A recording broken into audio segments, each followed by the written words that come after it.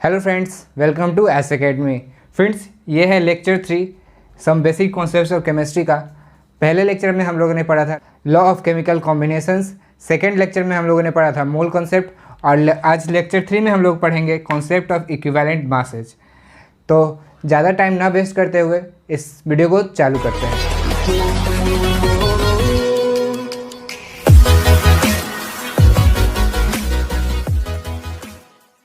तो फ्रेंड्स, सबसे पहले देखते हैं क्लासिकल डेफिनेशन की इक्विवेलेंट मासेस का डेफिनेशन क्या होता है। सबसे पहले तो हमें डेफिनेशन ही पता होना चाहिए।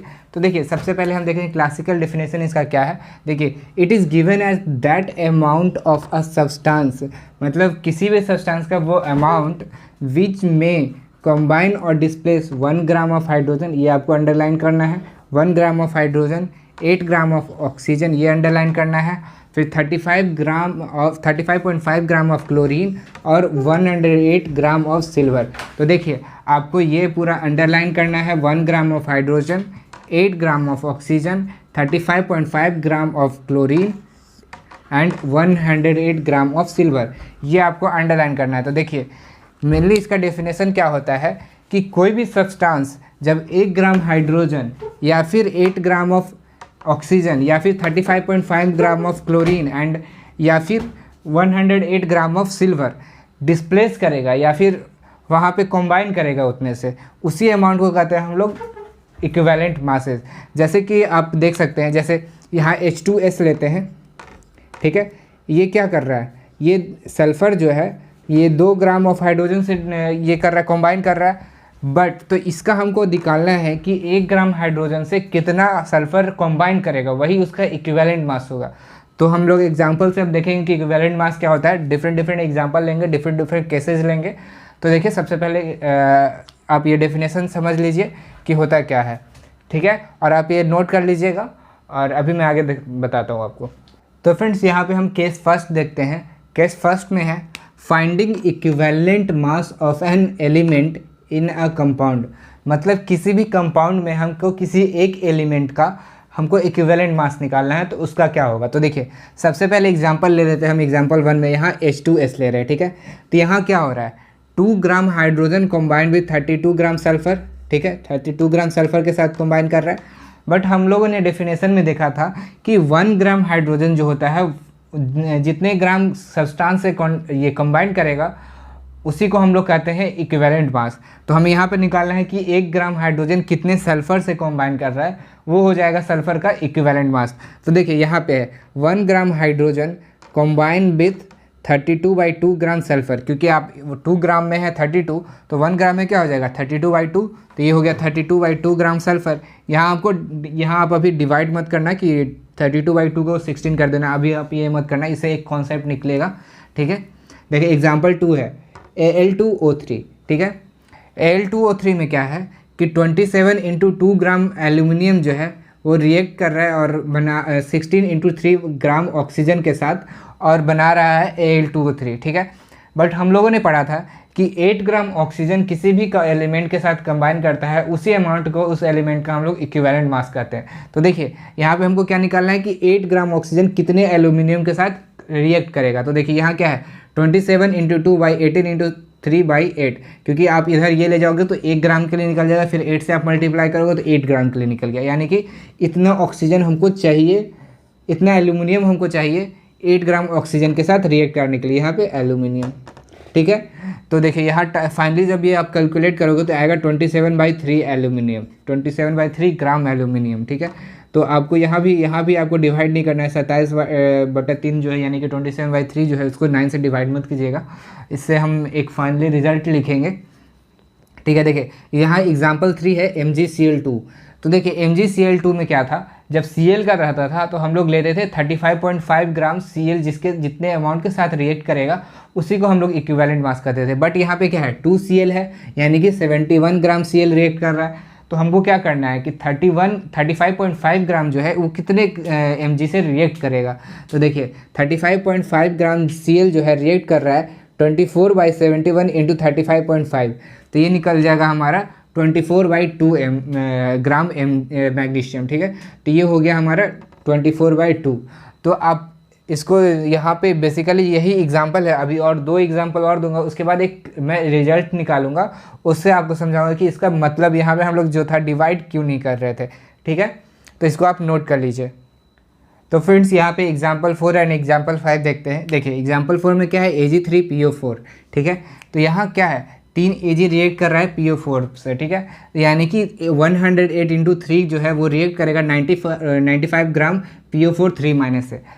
तो हम लोगों ने देखा था कि जो 108 ग्राम Ag जो है वो रिएक्ट करता था जितने अमाउंट से, वही उसका हो जाता था इक्विवेलेंट मास। तो हमको यहाँ पे 108 ग्राम के लिए निकालना होगा। तो देखिए जब 108 ग्राम के लिए निकालना है तो यहाँ पे हम लोग जब 3 से, क्योंकि यहाँ 3 है तो 3 से डिवाइड करेंगे तो ये निकल जाएगा 108 ग्राम के लिए। तो यानी कि इसका PO4 3- का इक्विवेलेंट मास क्या हो जाएगा 95/3।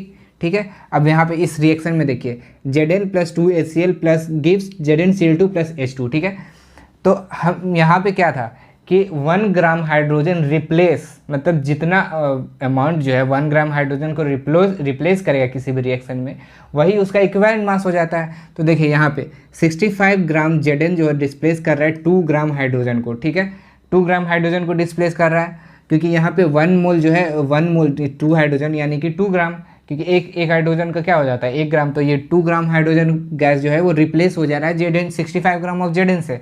बट हम लोग को बताना है कि 1 ग्राम हाइड्रोजन से कितना होगा। तो 1 ग्राम हाइड्रोजन गैस से कितना रिप्लेस होगा 65/2। तो इसका जो है Zn का इक्विवेलेंट मास क्या हो गया 65/2। तो देखिए इन सब रिजल्ट से हमें एक चीज़ पता करना है, जैसे H2S का निकला 32/2, फिर L2O3 का निकला 27/3 एल्यूमिनियम का, फिर MgCl2 में Mg का निकला 24/2। अब Ag3PO4- में निकला PO4- का निकला 95/3। तो देखिए इससे हमें क्या पता चला, जैसे यहाँ पे H2S है। ठीक है, H2S तो ये किस चीज़ में टूटेगा 2H+ एंड S2-। तो देखिए यहाँ इसका मॉलिक्यूलर मास जो एटॉमिक मास जो होता है इसका कितना होता है, वो होता है 32। ठीक है, इसका मॉलिक्यूलर मास 32 हो गया, और इसका वैलेंसी क्या है -2 यानी कि 2। तो ये क्या हो गया इसका इक्विवेलेंट मास, तो ये आ गया 32/2, यहाँ पे 32/2। तो ये देखिए सारे एग्जाम्पल में अगर आप ऐसे करते हो तो ये आ जाएगा। तो इसी सब को हम लोग एक जनरलाइज रूप में लिखते हैं, इक्विवेलेंट मास = मॉलिक्यूलर और आयनिक मास। जैसे यहाँ पे आपने देखा PO4 3-, तो इसमें क्या हो रहा है, इसमें हम आयनिक मास लेंगे। तो इसी तरह यहाँ इक्विवेलेंट मास जो हो जाएगा इक्वल टू हो जाएगा मॉलिक्यूलर मास और आयनिक मास बाई वैलेंसी। ठीक है, ये बहुत ही इंपॉर्टेंट फार्मूला है, आपको याद रखना है। मैं यहाँ पे स्टार कर दे रहा हूँ, आपको याद रखना है पूरे अच्छे तरीके से, क्योंकि ये बहुत ज़्यादा इंपॉर्टेंट है। ठीक है, जैसे कि मैं आप यहाँ पे एक एग्जांपल लेके मैं आपको बताता हूँ कि क्या आपका इससे आप डायरेक्ट कैसे सॉल्व करो। जैसे यहाँ पे ले लिया हम लोगों ने Li3n, तो इसको हम लोग आयन में तोड़ लेंगे पहले। ठीक है, Li प्लस और N3-, ये हो जाएगा 3Li+ एंड N3-। तो देखिए जब हमसे लिथियम का इक्विवेलेंट मास पूछा तो हम लोग लिथियम का मॉलिक्यूलर मास ले लेंगे या फिर एटॉमिक मास, जो भी बोलो आप। ठीक है, यहाँ 7, और जब यहाँ नीचे क्या है 1 है तो ये हो जाएगा 7/1। वैसे ही यहाँ पे जब नाइट्रोजन का एटॉमिक मास क्या होता है 14 होता है, तो ये हो जाएगा 14, और वैलेंसी क्या है 3, तो 14/3। इसी तरह से आप सिंपली सबको निकाल लोगे। ये एग्जांपल लेके मैंने आपको बता ही दिया। तो इस फॉर्मूला को आपको ध्यान रखना है, आपको याद रखना है। और बाकी ये सारे एग्जांपल्स थे, और आगे हम देखते हैं अगला केस 2 देखेंगे हम लोग, तो इसको आप नोट कर लीजिए।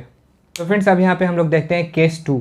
तो देखिए केस 2 में क्या है, केस 2 में finding equivalent mass of a compound.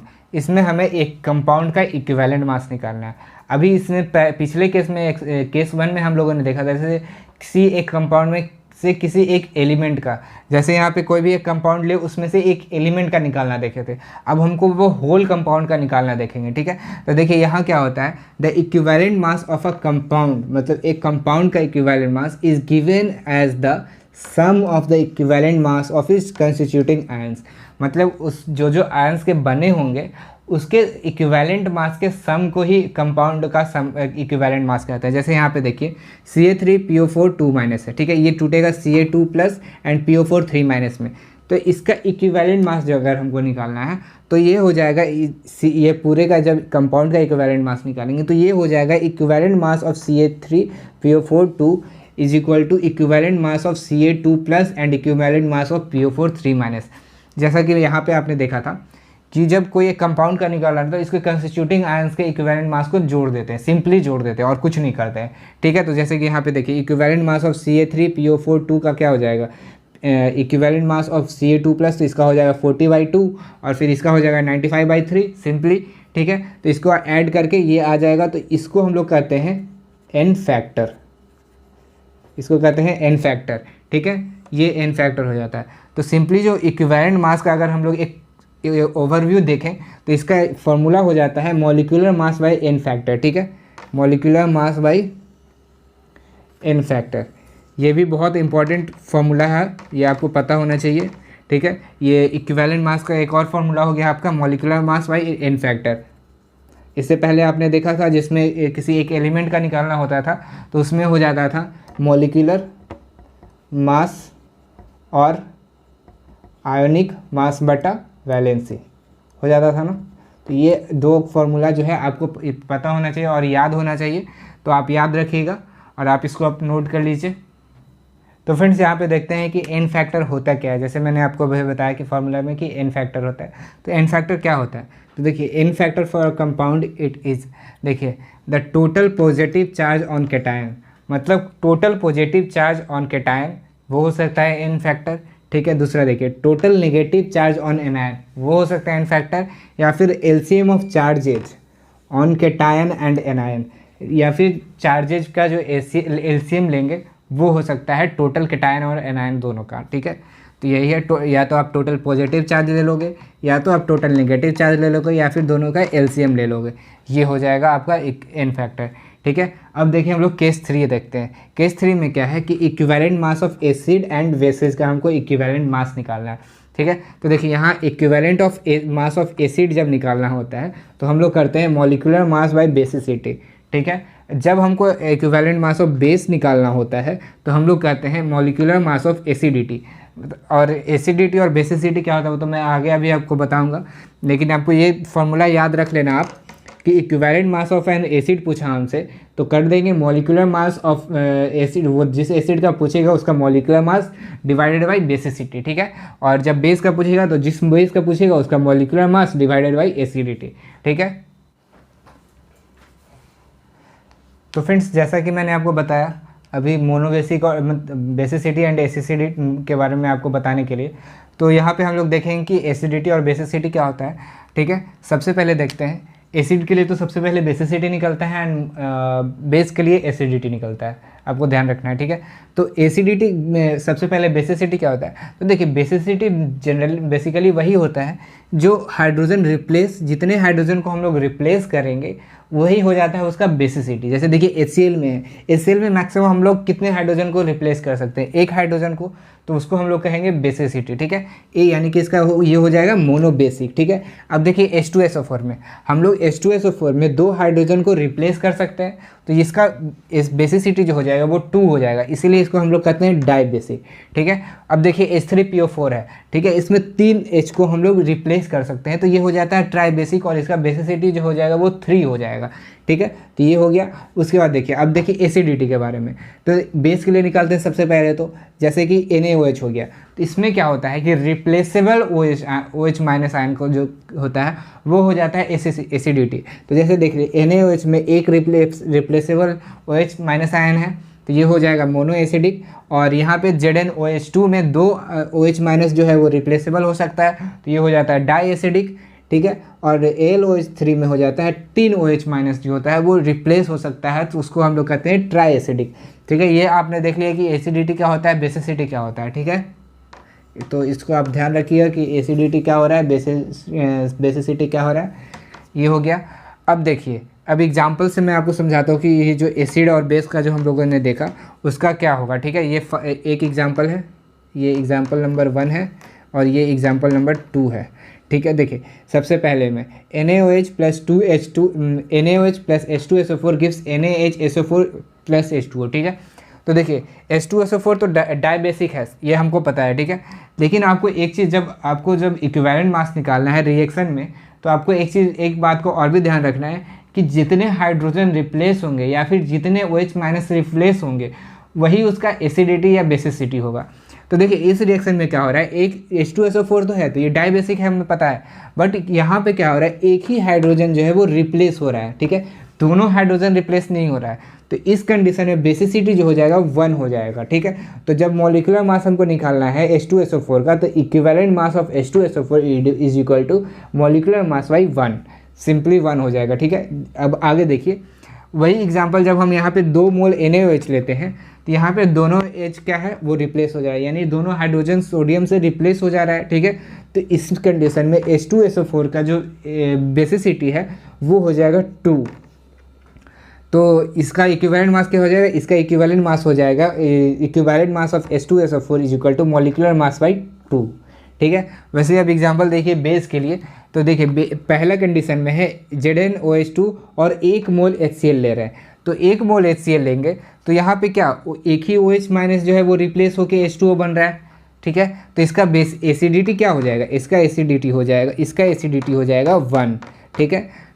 Same condition में देखिए जब यहाँ पे 2 मोल HCl ले रहे हैं तो दोनों OH माइनस जो है रिप्लेस हो जा रहा है और ZnCl2 बना रहा है, तो इसका एसिडिटी क्या हो जाएगा 2 हो जाएगा, ठीक है। तो पहले कंडीशन में इक्विवेलेंट मास ऑफ ZnOH2 का क्या हो जाएगा, मॉलिक्यूलर मास डिवाइडेड बाई 1, क्योंकि यहाँ बेसिसिटी 1 था, ठीक है। अब यहाँ इस दूसरी कंडीशन में यहाँ पे बेसिसिटी 2 है, तो इक्विवेलेंट मास ऑफ ZnOH2 का हो जाएगा मॉलिक्यूलर मास डिवाइडेड बाई 2, क्योंकि यहाँ एसिडिटी क्या है 2 है, ठीक है। तो इसी तरह से आपको एसिड एंड बेस का जो है इक्विवेलेंट मास निकालना है। तो फ्रेंड्स अब हम फोर्थ केस देखते हैं। तो देखिए फोर्थ केस क्या है, the case of chemical reactions, मतलब केमिकल रिएक्शंस का हमको इक्विवेलेंट मास निकालना है, ठीक है। सबसे पहले oxide formation method, oxide formation method से हम लोग निकालेंगे, ठीक है। से x gram of an unknown metal reacts with in oxygen to form y gram oxide, मतलब ये x ग्राम मेटल जो है वो किसी भी अमाउंट ऑफ ऑक्सीजन से है रिएक्ट कर रहा है और y ग्राम ऑक्साइड बना रहा है। तो इसका हमको ऑक्साइड का निकालना है, हमको मॉलिक्यूलर ये इक्विवेलेंट मास। तो उसके लिए हम लोग लगाते हैं लॉ ऑफ इक्विवेलेंट्स, ठीक है। तो लॉ ऑफ इक्विवेलेंट क्या होता है, लॉ ऑफ इक्विवेलेंट में होता है in a reaction going to completion, मतलब कोई भी रिएक्शन जो कंप्लीशन पे जाते रहेगा, मतलब वो कंप्लीट होते रहेगा, तो उस रिएक्शन में क्या होता है कि gram equivalent of all reacting species are same.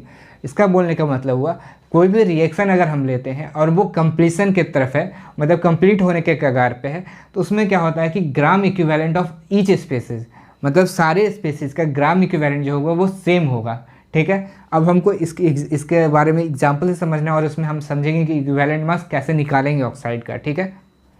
तो फ्रेंड्स अब हम यहाँ पे एग्जाम्पल देखते हैं। यहाँ पे है M+O2 एंड गिव्स M2OW, तो ये ऑक्साइड बना और ये मेटल है एंड ये ऑक्सीजन है, ठीक है। तो देखिए जो मैंने अभी आपको बताया लॉ ऑफ इक्विवेलेंट से कि सारे रिएक्टिंग स्पीसीज का ग्राम इक्विवेलेंट जो होता है वो सेम होता है, तो वो इसका कहने का मतलब ये था कि जब हम ये रिएक्शन कंप्लीटिंग पे है तो equivalent mass, gram equivalent mass of metal is equal to gram equivalent mass of oxygen and is equal to gram equivalent mass of M2OW, यानी कि ऑक्साइड, ये सब बराबर होंगे, ठीक है। तो सबसे पहले हम जान लेते हैं कि ग्राम इक्विवेलेंट होता क्या है। तो ग्राम इक्विवेलेंट जो है वो होता है mass of substance divided by equivalent mass, ये हो गया आपका ग्राम इक्विवेलेंट, ठीक है। आपको ये ध्यान रखना, ये बहुत ही ज़रूरी पड़ेगा आपको, यानी कि हमारा ग्राम इक्विवेलेंट से जब निकालना है तो वो हो जाएगा mass of substance divided by equivalent mass. तो हमें यहाँ पे किसका इक्विवेलेंट मास निकालना है, मेटल का, ठीक है। तो हम लोग कर लेंगे gram equivalent of metal is equal to gram equivalent mass of oxygen, ठीक है। तो उस तरह से इसका ग्राम इक्विवेलेंट क्या हो गया, मास ऑफ सब्सटेंस, यानी कि इसका जब हम लोगों ने x माना था, क्योंकि हम लोगों ने डेफिनेशन में ही लिखा था x gram metal reacts with oxygen to form y gram of oxide, ठीक है। तो ये y ग्राम है और ये x ग्राम है, x ग्राम है, ठीक है। तो यानी कि XYE हो गया इसका ये ग्राम इक्विवेलेंट, और इसका क्या हो जाएगा, ऑक्सीजन का क्या हो जाएगा, y माइनस एक्स हो जाएगा इसका मास, तो इसका हो जाएगा y माइनस एक्स बाई 8, ठीक है, क्योंकि ऑक्सीजन का इक्विवेलेंट मास 8 होता है। तो इसी तरह से इक्विवेलेंट मास जो है हमारा निकल जाएगा मेटल का E is equal to x y minus x into 8, तो ये आपका निकल गया इक्विवेलेंट मास ऑफ मेटल। और जब हमको एटॉमिक मास निकालना रहेगा तो atomic mass is equal to equivalent mass into weight हो जाता है, ये हो जाता है हमारा एटॉमिक मास, ठीक है। तो इस तरह से आप ये सब निकाल लोगे। तो फ्रेंड्स अब हम देखेंगे इक्विवेलेंट मास ऑफ ऑक्सीडेंट या फिर रिडक्टेंट, यानी कि ऑक्सीडाइजिंग एजेंट और रिड्यूसिंग एजेंट का इक्विवेलेंट मास कैसे निकालते हैं वो देखेंगे। ठीक है, तो देखिए इक्विवेलेंट मास ऑफ ऑक्सीडाइजिंग और रिड्यूसिंग एजेंट, मतलब रिड्यूसिंग और oxidising agent is equal to molecular mass of oxidising और reducing agent divided by number of moles of electrons gained और लॉस पर मोल ऑफ ऑक्सीडाइजिंग और रिड्यूसिंग एजेंट। तो देखिए क्या होता है कि molecular mass of oxidising and reducing agent का को डिवाइड करेंगे जब number of moles of electron, मतलब मोल्स ऑफ इलेक्ट्रॉन कितना गेन और लूज हो रहा है एक मतलब ऑक्सीडाइजिंग और रिड्यूसिंग एजेंट से, उसी को हम लोग कहते हैं इक्विवेलेंट मास ऑफ ऑक्सीडाइजिंग और रिड्यूसिंग एजेंट। ठीक है, तो देखिए यहाँ पे एग्जांपल है Cr2O7 2-, ठीक है, तो ये बनेगा Cr+3 में। ठीक है, तो यहाँ पे क्या हो रहा है कि यहाँ Cr2O7 2- जो है वो 2Cr+3 में बनेगा। ठीक है, ब्रेक करके, तो यहाँ पे क्या होगा, यहाँ पे 6 इलेक्ट्रॉन का क्या हो रहा है, 6 इलेक्ट्रॉन लूज कर रहा है। ठीक है, 6 इलेक्ट्रॉन लूज कर रहा है, यानी कि यहाँ तो मैंने अभी आपको बताया कि उसका क्या हो जाता है, नंबर इक्विवेलेंट मास जो हो जाता है वो हो जाता है मॉलिक्यूलर मास ऑफ ऑक्सीडाइजिंग और reducing agent divided by number of moles of electron gain और लॉस्ट पर मोल ऑफ ऑक्सीडाइजिंग और रिड्यूसिंग एजेंट। ठीक है, तो देखिए यहाँ जब 1 मोल है Cr2O7 2- का, तो यहाँ इक्विवेलेंट मास क्या हो जाएगा Cr2O7 2- का, molecular mass divided by number of moles of electron. तो यहाँ इलेक्ट्रॉन कितना हो रहा है, इलेक्ट्रॉन 6 इलेक्ट्रॉन जो हो रहा है लॉस हो रहा है, क्योंकि यहाँ इधर जाएगा तो यहाँ क्या हो जाएगा मॉलिक्यूलर मास डिवाइडेड बाय 6। ठीक है, अगर वही हम देखें कि Cr+3 का पूछे तो यहाँ तो 2 मोल था इसलिए 6 हो गया। ठीक है, तो जब सिर्फ और सिर्फ 1 मोल का होगा तो वो हाफ हो जाएगा, तो ये हो जाएगा मॉलिक्यूलर मास डिवाइडेड बाय 3। तो ये ऐसे ही आपको निकालना है ऑक्सीडाइजिंग और रिड्यूसिंग एजेंट का, और मैं अभी आप को और एग्जाम्पल दे के समझाता हूँ कि आप कैसे निकालोगे। तो फ्रेंड्स अब यहाँ पे हम लोग देखेंगे MnO4- यानी कि KMnO4 का जो पूछता है, ये बेसिक है, ये आपको याद रखना है, डायरेक्टली ऐसे याद रखोगे तो आपके लिए ईजी होगा। तो देखिए सबसे पहले देखते हैं एसिडिक मीडियम में, इसमें क्या होता है कि डिफरेंट मीडियम में डिफरेंट इक्विवेलेंट मास आता है। तो सबसे पहले देखते हैं हम लोग एसिडिक मीडियम में। तो देखिए एसिडिक मीडियम में क्या होता है, MnO4- से बनता है Mn2+। यहाँ पे ऑक्सीडेशन स्टेट कौन सा है, यहाँ पे ऑक्सीडेशन स्टेट +7 है। ठीक है, +7 से +2 में जा रहा है, तो यहाँ पे क्या हो रहा है 5 इलेक्ट्रॉन गेन कर रहा है, क्योंकि जब ये नेगेटिव चार्ज आता है तो क्या होता है इलेक्ट्रॉन गेन करता है, बट और पॉजिटिव चार्ज आता है तो इलेक्ट्रॉन लूज करता है। ठीक है, तो देखिए यहाँ पे क्या है, नेगेटिव पॉजिटिव चार्ज है वो घट रहा है, यानी कि इसमें इलेक्ट्रॉन और ऐड हो रहा होगा। तो यहाँ क्या होगा 5 इलेक्ट्रॉन ऐड हुआ है, तो यहाँ पे क्या करेंगे 5 इलेक्ट्रॉन ऐड किए हैं। ठीक है, 5 इलेक्ट्रॉन जो है वो ऐड किए। तो मैंने आपको क्या बताया था कि इसका इक्विवेलेंट मास जो है वो निकालते हैं, equivalent mass is equal to molecular mass divided by क्या होता है, यहाँ पे क्या है, जितना मोल इलेक्ट्रॉन जो है वो लूज या गेन करता है वही हम लोग डिवाइड करते हैं। तो यहाँ कितना मोल इलेक्ट्रॉन गेन हुआ है 5 मोल इलेक्ट्रॉन, यहाँ पे हो जाएगा 5। ठीक है, अब वही अब अल्कलाइन मीडियम में जब देखें तो अल्कलाइन मीडियम में क्या होता है कि MnO4- से बनता है MnO4 2-। ठीक है, तो यहाँ क्या है, यहाँ +7 स्टेट में है और यहाँ पे जो है वो +6 ऑक्सीडेशन स्टेट में है। ठीक है, तो यहाँ पे क्या हुआ, 1 इलेक्ट्रॉन का गेन होके 7 से +6 में बना, तो यहाँ पे 1 इलेक्ट्रॉन ऐड हो जाता है, तो यहाँ number of mole of electron कितना हुआ 1। तो यहाँ पे जो है इक्विवेलेंट मास जो हो जाएगा वो क्या हो जाएगा, इक्विवेलेंट मास जो हो जाएगा वो हो जाएगा मॉलिक्यूलर मास डिवाइडेड बाय 1। तो यहाँ पे तो ये हो गया। ठीक है, अब देखिए इन न्यूट्रल मीडियम, तो न्यूट्रल मीडियम में क्या होता है वो हमको अब बताना है। तो देखिए यहाँ है MnO4-, तो यहाँ तो +7 में है। ठीक है, यहाँ है MnO2, यहाँ पे क्या हो गया +4 ऑक्सीडेशन स्टेट में, तो यहाँ पे क्या हुआ, यहाँ 3 इलेक्ट्रॉन का गेन हो रहा है, तभी तो +4 से +7 में जाएगा। ठीक है, यहाँ 3 मोल इलेक्ट्रॉन का गेन हो रहा है।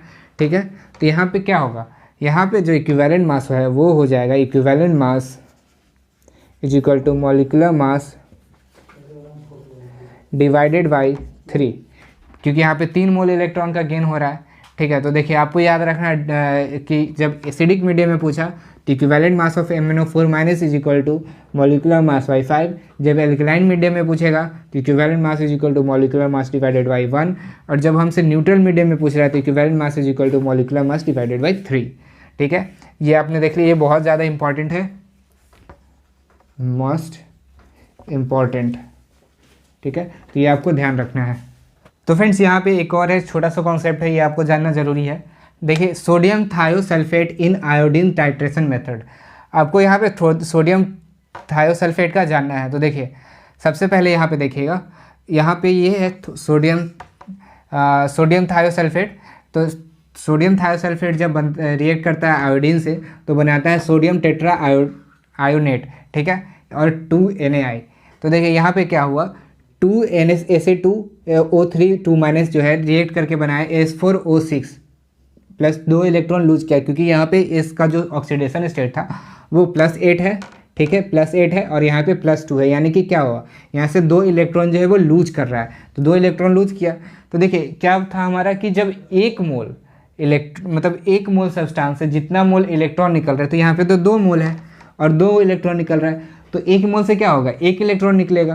तो हम क्या करते हैं, इक्विवेलेंट मास जो हो जाता है वो हो जाता है molecular mass divided by number of electrons lose और gain when 1 mole of reactant जो होता है वो ऑक्सीडाइजिंग एजेंट या फिर रिड्यूसिंग एजेंट यूज होता है, उसी को हम लोग कहते हैं मॉलिक्यूलर मास, इक्विवेलेंट मास, ठीक है। तो यहाँ पे इक्विवेलेंट मास ऑफ H2O3 2- जो हो गया वो हो गया मॉलिक्यूलर मास डिवाइडेड बाय 1, क्योंकि यहाँ 2 इलेक्ट्रॉन के लिए 2 इलेक्ट्रॉन लूज हो रहा है, तो 1 मोल के लिए हो जाएगा 1 इलेक्ट्रॉन, तो इसका आंसर हो जाएगा मॉलिक्यूलर मास डिवाइडेड बाय 1। ये आपको याद रखना है। तो फ्रेंड्स अब हम देखते हैं equivalent mass of disproportionation reaction, मतलब डिस्प्रोपोर्शनेशन रिएक्शन का हमको इक्विवेलेंट मास अब देखना है। तो देखिए सबसे पहले हम जानेंगे डिस्प्रोपोर्शनेशन रिएक्शन क्या होता है। तो डिस्प्रोपोर्शनेशन रिएक्शन जो होता है are those which where same substance undergoes both oxidation as well as reduction, मतलब वो सब्सटेंस जो जिसमें कि ऑक्सीडेशन एंड रिडक्शन दोनों होता है, वही उसी रिएक्शन को हम लोग कहते हैं डिस्प्रोपोर्शनेशन रिएक्शन, मतलब एक ही सब्सटेंस में ऑक्सीडेशन भी हो रहा है, रिडक्शन भी हो रहा है। तो देखिए एग्जांपल में यहाँ पे है Cl2 और बन रहा है Cl- एंड ClO3- में, ठीक है। तो देखिए जब ये क्या हो रहा है, ये तो 0 है, यहाँ -1 है, यहाँ +5 है Cl का ऑक्सीडेशन स्टेट, ठीक है। तो यहाँ जब 0 से -1 में जा रहा है, यानी ये क्या हो रहा है, ये रिड्यूस हो रहा है, और ये 0 से +5 में जा रहा है, यानी ऑक्सीडाइज हो रहा है। तो यहाँ क्या ऑक्सीडेशन रिडक्शन दोनों हुआ Cl2 का।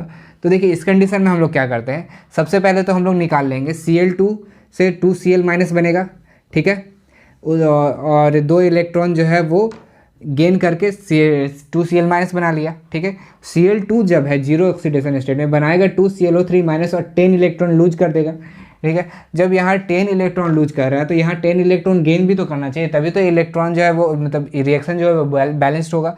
तो यहाँ हम 5 से मल्टीप्लाई कर देंगे, तो यानी कि यहाँ 10 इलेक्ट्रॉन गेन हो रहा है, ठीक है। यानी कि ये रिएक्शन जब फाइनली हम लोग लिखेंगे तो क्या हो जाएगा, 6Cl2 गिव्स 10Cl- और +2 ClO3-। जब ये रिएक्शन को पूरा लिखेंगे तो यहाँ पे क्या हुआ, 6 मोल ऑफ Cl2 मतलब 6 मोल ऑफ Cl2 जो है वो बोथ गेन एंड लूज किया 10 मोल ऑफ इलेक्ट्रॉन्स, ठीक है। 6 मोल Cl2 जो है वो गेन और लूज किया 10 मोल्स ऑफ इलेक्ट्रॉन। तो 1 मोल ऑफ Cl2 क्या करेगा, वो 10/6 मोल ऑफ इलेक्ट्रॉन गेन या लूज करेगा, यानी कि 5/3 मोल्स ऑफ इलेक्ट्रॉन। और आप जानते ही हो कि इक्विवेलेंट मास जो होता है वो होता है molecular mass divided by number of moles of electron gain और लूज। तो यहाँ number of moles of electron कितना निकल गया, 5/3। तो यहाँ इक्विवेलेंट मास जो हो जाएगा इक्वल टू हो जाएगा मॉलिक्यूलर मास डिवाइडेड बाय 5/3। तो बस यही था। यहाँ पे सबसे पहले आपको क्या ध्यान देना है, आपको एक रिड्यूसिंग जो रिड्यूसिंग पार्ट है वो अलग लिख लेना है, ऑक्सीडाइजिंग पार्ट वो अलग लिख लेना है। रिड्यूसिंग पार्ट में कितना इलेक्ट्रॉन गेन हो रहा है वो लिख लेना है, ऑक्सीडाइजिंग पार्ट में कितना इलेक्ट्रॉन लूज हो रहा है वो देख लेना है, और फिर दोनों रिएक्शन को आप लोग को बैलेंस कर लेना है। बैलेंस करके आप लिख लोगे कि यहाँ पे क्या क्या हुआ, तो यहाँ पे आपको निकल जाएगा टोटल मोल और जो रिएक्टेंट है वो कितने इलेक्ट्रॉन को लूज और गेन कर रहा है। उसके बाद उसको आप कन्वर्ट कर लोगे 1 मोल में, ठीक है। 1 मोल में कन्वर्ट करने के बाद फिर आप simply equivalent mass is equal to molecular mass divided by number of moles of electron lose और गेन हो ही जाता है। तो बस ये इससे हो जाएगा। तो फ्रेंड्स ये एग्जाम्पल 2 है डिस्प्रोपोर्शनेशन रिएक्शन का जो इक्विवेलेंट मास निकालना रहता है हमें उसका, ठीक है। तो देखिए यहाँ पे क्या हो रहा है, H3PO2 जो है वो बन रहा है PH3 एंड H3PO4 में, ठीक है। तो देखिए यहाँ सबसे पहले क्या होगा कि H3PO2 जो है वो बन रहा है PH3 में, यानी कि यहाँ पे +1 से -3 जा रहा है, यानी कि यहाँ पे रिडक्शन हो रहा है, ठीक है। तो यहाँ पे 4 इलेक्ट्रॉन का गेन होके -3 में जा रहा है, ठीक है। अब यहाँ पे H3PO2 जो है +1 से H3PO4 में +5 में जा रहा है, तो यहाँ 4 इलेक्ट्रॉन का लूज हो गया, ठीक है। तो यहाँ पे तो इलेक्ट्रॉन बैलेंस है, तो यहाँ पे हमको मल्टीप्लाई नहीं करना है, डायरेक्टली हम यहाँ पे निकालेंगे। तो यहाँ पे क्या हो गया, 2 मोल H3PO2, 2 मोल H3PO2 वो बना PH3 एंड H3PO4 में, ठीक है। तो यहाँ से क्या हमें पता चला कि 2 मोल ऑफ H3PO2 जो था वो गेन और लूज किया 4 मोल इलेक्ट्रॉन को, 4 मोल इलेक्ट्रॉन, ठीक है, 4 मोल इलेक्ट्रॉन। तो अब हमें बताना है कि 1 मोल जब H3PO2 होगा तो कितना मोल होगा। तब 1 मोल जब H3PO2 होगा तो हो जाएगा 2 मोल ऑफ इलेक्ट्रॉन, ठीक है, 2 मोल ऑफ इलेक्ट्रॉन। तो अब हम लोग इक्विवेलेंट मास कैसे निकालेंगे। इक्विवेलेंट मास सिंपली हम लोग क्या करते हैं, मॉलिक्यूलर मास को डिवाइड कर देते हैं number of moles of electron lose और gain for 1 mole of reactant, ठीक है। तो देखिए यहाँ पे क्या है, इक्विवेलेंट मास ऑफ H3PO2, तो H3PO2 के 1 मोल के लिए कितना इलेक्ट्रॉन लूज और गेन किया, 2 इलेक्ट्रॉन। तो यहाँ हो जाएगा मॉलिक्यूलर मास डिवाइडेड बाई 2, तो इसका यही हो जाएगा। तो इस तरह से आप डिस्प्रोपोर्शनेशन रिएक्शन का सॉल्व करोगे। तो बस यही था इक्विवेलेंट मास का सारे कॉन्सेप्ट। आप मुझे कमेंट में बताइएगा कि आपको ये वीडियोस कैसे लग रहे हैं, आपको ये सीरीज़ कैसा लग रहा है। और बहुत सारे स्टूडेंट्स का रिक्वेस्ट था कि नोट्स देने के लिए। तो देखिए ऐसे तो मैं जो जो चैप्टर पढ़ाते जा रहा हूँ उसका नोट्स आपको ये मिलते जाएगा, आप यहाँ से नोट कर सकते हो। ऐसे मैं ट्राई करूँगा कि इस नोट्स का मैं हैंड रिटन मतलब हाथ से लिख के आपको PDF बना के डिस्क्रिप्शन में दे दूँ, आप वहाँ से डाउनलोड कर लो। मैं ऐसा ट्राई करूँगा। ऐसे इसका नोट्स तो आ जाएगा आपके लास्ट वीडियो में, लास्ट लेक्चर जो रहेगा, यानी कि अगले लेक्चर 4 में आपका इसका आ जाएगा हैंड रिटन नोट्स, आपके डिस्क्रिप्शन में मिल जाएगा, वहाँ से आप डाउनलोड कर लीजिएगा। और बाकी आप हमें बताइए कि आपको ये सीरीज़ कैसा लग रहा है, इसमें कुछ इम्प्रूवमेंट करना है वो बताइएगा। अगर ये वीडियो आपको अच्छा लग रहा है तो इस वीडियो को लाइक कर दीजिएगा, अपने सभी दोस्तों के साथ शेयर कीजिएगा इस सीरीज़ को, ताकि उनको भी पता चल सके कि हमारे चैनल पे नया सीरीज़ चल रहा है। हम लोग केमिस्ट्री पूरे सिलेबस है उसको पढ़ा रहे हैं। और अगर आप हमारे चैनल पे न्यू है तो हमारे चैनल को सब्सक्राइब कर लीजिएगा।